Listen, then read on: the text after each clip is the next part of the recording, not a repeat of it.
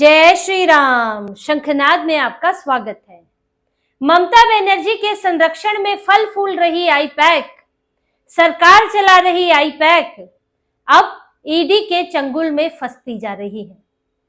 ममता बनर्जी ने कोशिश तो की थी कि कुछ छुपा लिया जाए, ईडी की रेड में घुसकर कागज उठा लिए जाएं, कुछ बचा लिया जाए, लेकिन अब वो काम नहीं आ रहा है और अब एक एक करके आईपैक की गड़बड़ियां भी खुल रही हैं, नई नई चीजें सामने आ रही हैं। साथ ही ममता बनर्जी भी अब इस मामले में फंसती जा रही है।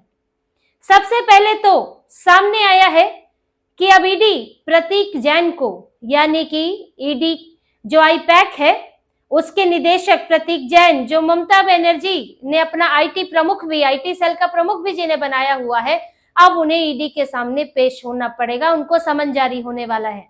बुधवार को ईडी के निदेशक राहुल नवीन की मौजूदगी में कुछ स्तरीय बैठक हुई है, जिसमें ये फैसला लिया गया है, जो सूत्रों के हवाले से सामने आ रहा है, कि प्रतीक जैन को समन भेजा जाएगा। मामला कोयला तस्करी का है। 2742 करोड़ रुपए की कोयला तस्करी का है, जिसमें 20 करोड़ के हवाला लेन देन का आरोप है आईपैक पर। और अब इन्हें जवाब देने के लिए बुलाया जाएगा और जाना पड़ेगा। वहां ममता बनर्जी नहीं घुस सकती हैं। वहां ममता बनर्जी या प्रतीक जैन के सामने जाकर खड़ी नहीं हो सकती है कि इससे कोई पूछताछ नहीं होगी, हमारे पॉलिटिकल मामले उगलवा लेंगे, हमारी स्ट्रैटेजी उगलवा लेंगे।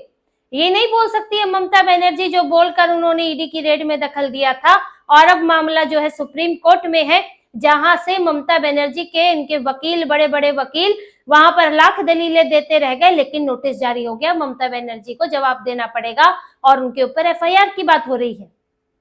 यहां तक कि ईडी की जो बैठक हुई है उसमें ममता बनर्जी पर और उनके अधिकारियों पर सबूत मिटाने का केस चलाने की भी चर्चा हुई है, कि इन्होंने, ईडी ने कहा है कि उसके पास वीडियो सबूत है मौके के, जहां पर ममता बनर्जी दखल देते हुए सबूत उठाकर ले जा रही हैं और इसके आधार पर सबूत नष्ट करने का उनके ऊपर केस चलाया जा सकता है। ये जो इन्होंने बचने की कोशिश की थी, कोयला तस्करी का मामला है और एक कागज उठाकर ले गई थी, लेकिन अब देखिए, ये एक बार तो आपने कर दिया, लेकिन आपने अपनी ताकत दिखा ली, लेकिन अब ईडी अपनी ताकत दिखा रही है। तब बारी आपकी थी, आपका राज्य था, आपकी पुलिस थी, पर अब आप ईडी को कैसे रोकोगे? और ईडी जो अब खुलासे कर रही है, जो फैसले हो रहे हैं, उससे ना तो आईपैक बचने वाली है, ना ही ममता बनर्जी बचने वाली है। संभव है कि एक समन में पूछताछ पूरी ना हो तो बार बार आगे भी बुलाए जाए, या फिर गिरफ्तारी भी हो सकती है, जैसे कि केजरीवाल की हुई थी, सिसोदिया की हुई थी। तो इसमें इस पहले समन के बाद जब प्रतीक जैन पहुंचेंगे तो उसके बाद ये सामने आएगा कि ईडी आगे की क्या योजना बना रही है। यहाँ तक कि आईपैक के खिलाफ अब एक और जानकारी सामने आई है और उसमें ये पता चला है कि आईपैक ने एक ऐसी कंपनी से 13.5 करोड़ रुपए लोन लिया, जो कंपनी मौजूद ही नहीं है, जो कंपनी खोजे नहीं मिल रही है। इस मामले में जो जांच की है, इन्वेस्टिगेशन की है, वो इंडियन एक्सप्रेस ने की है। इंडियन एक्सप्रेस की ये रिपोर्ट है, जिसमें उसने ये पता लगाया है कि 13.5 करोड़ जो आईपैक ने 2021 में लोन लिया है, दिसंबर 2021 में लोन की घोषणा की है, वो कंपनी है ही नहीं। और उस कंपनी को लोन वापस भी किया गया है, उसमें से कुछ 1 करोड़ रुपए वापस भी किए गए हैं, लेकिन कंपनी खोजे नहीं मिल रही है। देखिए मामला जानिए कि है क्या, जिसमें ना सिर्फ प्रतीक जैन फंस सकते हैं, बल्कि बाकी जो 2 डायरेक्टर हैं इनके, ऋषिराज सिंह, विनय चंदेल भी फंस सकते हैं और मामला प्रशांत किशोर तक भी पहुंच सकता है, क्योंकि मामला तब का है जब प्रशांत किशोर भी आईपैक का हिस्सा हुआ करते थे। मामला है एक company Ram Setu infrastructure India bracket में पी लिमिटेड का।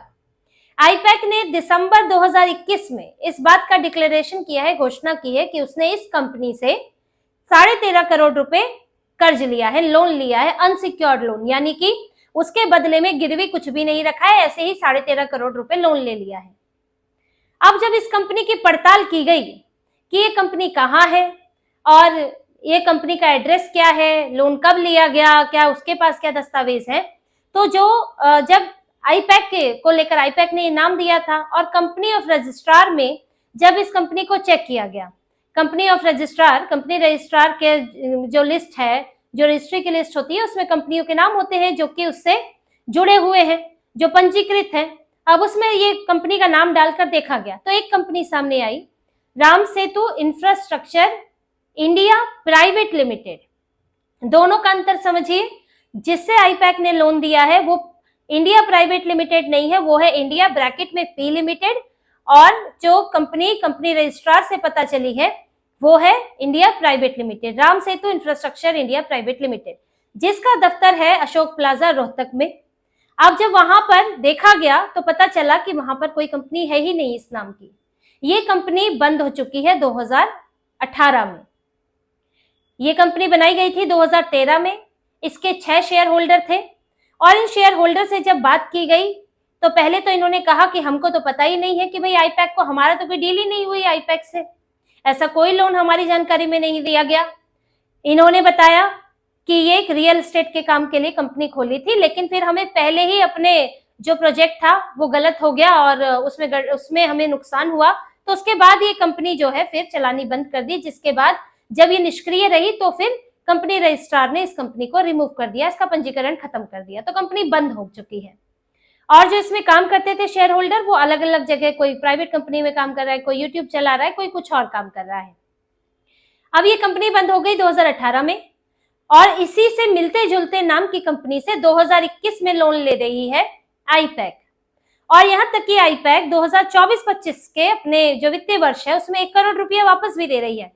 इसको भी इन्होंने जिक्र किया हुआ है 2025 में। जो इनका वित्तीय विवरण है, इनकी फाइनेंशियल डिटेल्स है, उसमें इन्होंने बताया हुआ है कि हमने 1 करोड़ रुपया वापस किया, अब हमारे पर 12.5 करोड़ का लोन बाकी है। लेकिन किसे वापस किया? कंपनी तो 2018 में बंद हो गई। अगर यही कंपनी थी तो आप किससे लोन ले रहे थे, किसे लोन दे रहे थे? यहां तक कि ऐसे ही 8 और कंपनियां हैं जिनका नाम इससे मिलता जुलता है, एकदम एक जैसा ये नाम नहीं है लेकिन इनसे मिलता जुलता नाम है। उनसे भी बात की गई है और उन्होंने भी कहा है कि भाई हमारे पास उनके डॉक्यूमेंट में भी कंपनियों से बात नहीं की गई है, उनके डॉक्यूमेंट देखे गए हैं और उसमें भी ऐसा कोई जिक्र नहीं मिलता है कि आईपैक को लोन दिया गया है 13.5 करोड़ का। तो अब यहाँ आईपैक घिर जाती है कि ये जो लोन आपने लिया है ये किससे लिया है, और अगर ये कंपनी नहीं एग्जिस्ट करती है, मौजूद नहीं है, तो आप किससे पैसा ले रहे थे? क्या ये वही हवाला कारोबार का पैसा है? क्या ये आप एक फर्जी कंपनी का नाम आपने डाला कि हमने फला कंपनी से लोन लिया, वो कंपनी है नहीं तो पैसा कहीं और से आ रहा था और वो 1 करोड़ कहीं और गया है? और क्या ये कोयला तस्करी का पैसा है? कंपनी नहीं है तो कहीं तो है, स्रोत तो कहीं है। और ये मामला तब का है जब प्रशांत किशोर भी जुड़े हुए थे। 2021 बंगाल का चुनाव, प्रशांत किशोर को प्राइवेट जेट में बुलाया गया, यहाँ पर कार्गो प्लेन में बुलाया गया था। जब कोविड का दौर था वो यहाँ पर आ नहीं पा रहे थे बंगाल में, चुनाव सिर पर था अप्रैल में, तो ममता बनर्जी ने बुलाया प्रशांत किशोर को कि भाई आए हमारे यहाँ देखे काम। तो प्रशांत किशोर तब जुड़े हुए थे। और यहाँ भी आप देखिए कि ये आईपैक जो कंपनी है वो 2015 में बनी है। ये राजनीतिक परामर्श देने वाली कंपनी है, पॉलिटिकल पार्टियों के लिए काम करती है। 2015 में बनी, रजिस्टर हुई पटना में, लेकिन 2022 में इसने अपना रजिस्टर्ड ऑफिस कहाँ बना लिया? कोलकाता में। यानी कि आपने पंजीकरण कराया था पटना का, अब उसको शिफ्ट करके कोलकाता आ गए, यानी कि अब यहीं घर बसाएंगे। तो कोलकाता में टीएमसी में इन्होंने पूरी तरह से, ये कंपनी जो है ये टीएमसी के लिए ही काम करने लगी जो कलकत्ता में है, और कलकत्ता के बाहर तो इनका बहुत कम है, यानी बंगाल के बाहर इनका जो फैलाव है वो बहुत कम है। जो बाकी प्रतीक जैन के अलावा बाकी जो डायरेक्टर है वो अलग अलग काम देखते हैं, कुछ इनके पास डीएमके का काम है, लेकिन यहाँ बंगाल में टीएमसी में तो इनकी पार्टी अंदर तक घुसी हुई है, सरकार तक में घुसे हुए हैं लोग। ये तक आरोप लगता है कि आईपैक टीएमसी में मंत्री किसे बनना है ये भी चुनती है, टिकट किसको देना है ये भी चुनती है। सिर्फ चुनाव प्रचार नहीं करती है बल्कि ममता बनर्जी के लिए आंख कान नाक का काम भी करती है। ये एमएलए और एमपी के दफ्तरों में इनके लोग बैठते हैं। तो जो टीएमसी, अब टीएमसी एक तरह से आईपैक पर निर्भर कर रही है पूरी तरह से कामों के लिए, आईपैक अपने फाइनेंस के लिए टीएमसी पर निर्भर कर रही है। अब इस बीच में कोयला तस्करी का आरोप लगता है और उससे पहले इस मामले में अभिषेक बनर्जी का नाम भी आता है। अब देखिए ये तो कुछ चीजें हैं जो मीडिया में आई हैं आईपैक को लेकर। 13.5 करोड़ रुपए हवा से आ गए, आसमान से टपक गए, जमीन से निकल गए, कहां से मिल गए आईपैक को? तो अब तो आपको बताना पड़ेगा, क्या लॉटरी लगी थी आपकी? तो ये 13.5 करोड़ रुपए का हिसाब अब ईडी मांगेगी। ऐसे ही नहीं समन जारी हो रहा है, ऐसा नहीं है कि इनके जो कोलकाता का जो दफ्तर है वहां पर छापेमारी की गई और वहां से ममता बनर्जी और उनकी पुलिस ने इन्होंने कुछ ले जाने नहीं दिया। लेकिन ईडी के पास पहले से भी दस्तावेज मौजूद है और ऐसे ही नहीं छापा हुआ था, पहले से गवाह है जिसने आईपैक का नाम लिया है। 20 करोड़ के लेन देन की बात सामने आई है और ये तक सामने आया है कि एक फर्म के जरिए ये पैसा गोवा में पहुंचाया गया और गोवा के चुनाव में टीएमसी के लिए इस्तेमाल हुआ है। तो बहुत सारी चीजें पहले से ईडी के पास है। अब जो ममता बनर्जी लेकर गई उसके लिए सुप्रीम कोर्ट में अब केस चल रहा है और उन दस्तावेजों को सुरक्षित रखने की बात की गई है। और अगर सुप्रीम कोर्ट में अब ये जो जवाब दाखिल करेंगे उसके बाद जो फैसला आता है उसमें ममता बनर्जी को आदेश दिया जा सकता है कि आप जो फोन ले गई थी, डिवाइस ले गई थी, कागज ले गई थी, सब आप वापस दें ईडी को। तो मामले को आगे बढ़ाने के लिए ईडी के पास पर्याप्त कारण है और इसीलिए अब प्रतीक जैन को समन दिया जाएगा, इनको आना पड़ेगा। हो सकता है कि भविष्य में प्रशांत किशोर से भी कुछ पूछताछ की जाए, क्योंकि जब तक वो जुड़े थे, अभी वो फिलहाल नहीं जुड़े हैं, 2022 में अलग हो गए, फिर वो बिहार चुनाव में बिहार में अपनी पार्टी बना ली और जो मौजूदा मामले हैं इसीलिए उन तक वो मामला नहीं पहुंचा।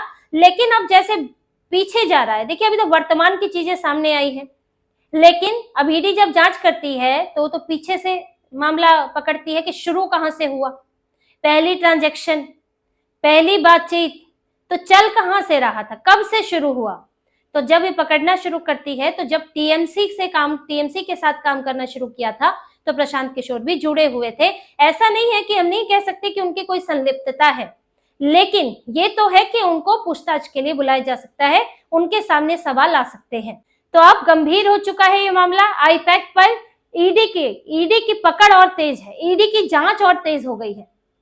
जो मामला शायद एक अपनी स्पीड से चलता, लेकिन जिस तरह से इन्होंने ईडी अधिकारियों पर एफआईआर की, ईडी को इन्होंने कटघरे में खड़ा किया और इस मामले को राजनीतिक मामला बनाने की कोशिश की, तो अब ईडी ने भी जिम्मेदारी ले ली है कि इस मामले का सच सामने आएगा और इसमें अब पूरी तल्लीनता के साथ इसकी जांच की जाएगी। और अब प्रतीक जैन को अगर समन आता है तो जाना पड़ेगा और समन जिसको आएगा उसको तो जाना ही पड़ेगा।